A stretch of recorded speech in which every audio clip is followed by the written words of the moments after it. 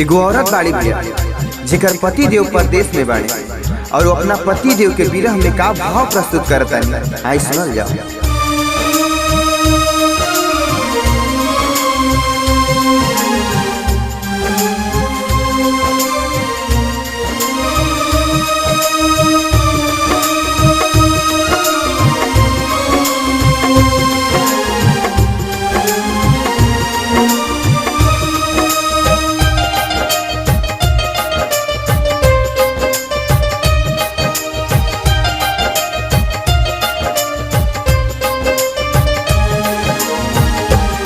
बरसे नैना हियरा तरसे, बरसे नैना हियरा तरसे, परदेस बसे बल महजब से। बरसे नैना हियरा तरसे, बरसे नैना हियरा तरसे, परदेस बसे बल महजब से। कि करा से कहीं बेदना दिल के, कि करा से कहीं बेदना दिल के, का हाल भइल बाटे तब से। बरसे नैना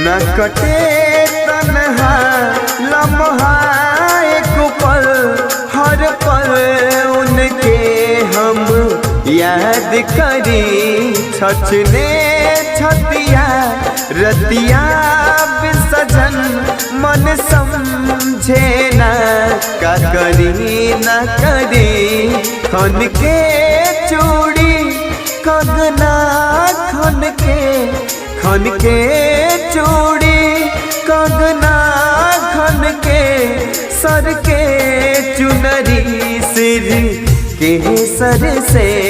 बरसे नैना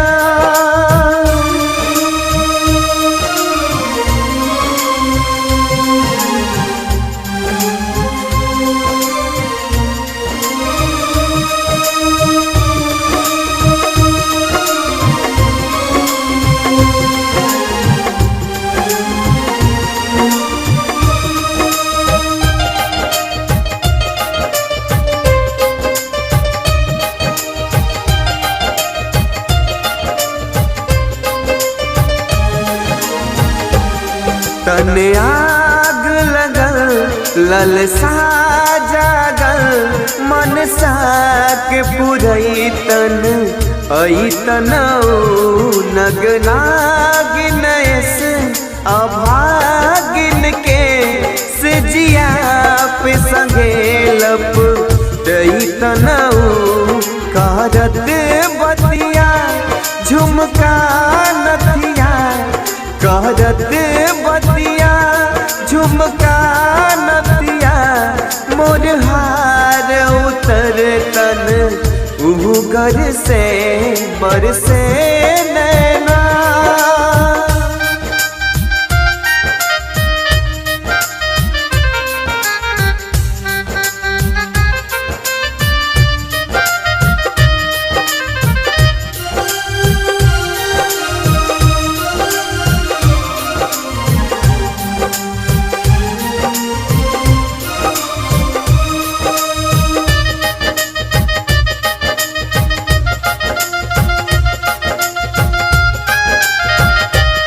एक साल बड़ी सलमान पिया, नजिया के हाल बूझेलन। रानी के छोड़ जवानी के, पिंकू नौकरी पर जूझेलन।